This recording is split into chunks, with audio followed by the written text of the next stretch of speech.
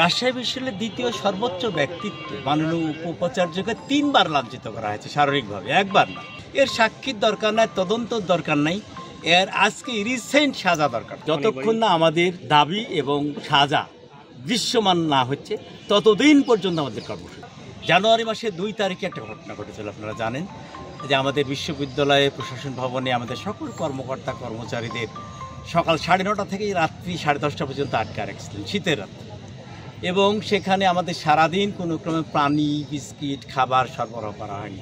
ওখানে আমাদের অসুস্থ অনেক কর্মকর্তা ছিলেন, অনেক মহিলা কর্মকর্তা ছিলেন যাদের সন্তান বাসায় রেখেছেন, এবং দুগ্ধ পশু বাসায় যা বাচ্চাকে দুগ্ধ খাওয়াবে তারাও সেটা পারেননি।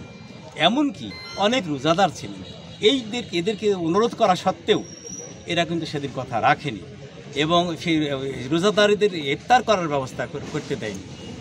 আচ্ছা, আবার এই ব্যক্তিগুলোই গতকালকে যে ন্যাক্কারজনক ঘটনা ঘটালো, শুধু মাননীয় উপাচার্যই না, জানেন যে আমাদের 2 জন কর্মকর্তাও আহত তাদের দ্বারা, যার মধ্যে একজন এখনও মেডিকেল হাসপাতালে ভর্তি আছেন, তার নাম রবিউল ইসলাম রবি, প্রেস ম্যানেজার আমাদের রাজশাহী বিশ্ববিদ্যালয়ের প্রেসে।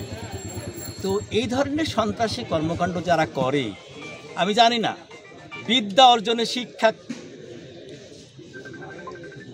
অর্জনে আর শিক্ষা আচরণে, তো আচরণগত শিক্ষা যাদের শিক্ষিত তাদেরকে বলা হয় যাদের আচরণ শিক্ষিতর মতো আচরণ, এরা বিদ্বান হতে পারে কিন্তু শিক্ষিত না।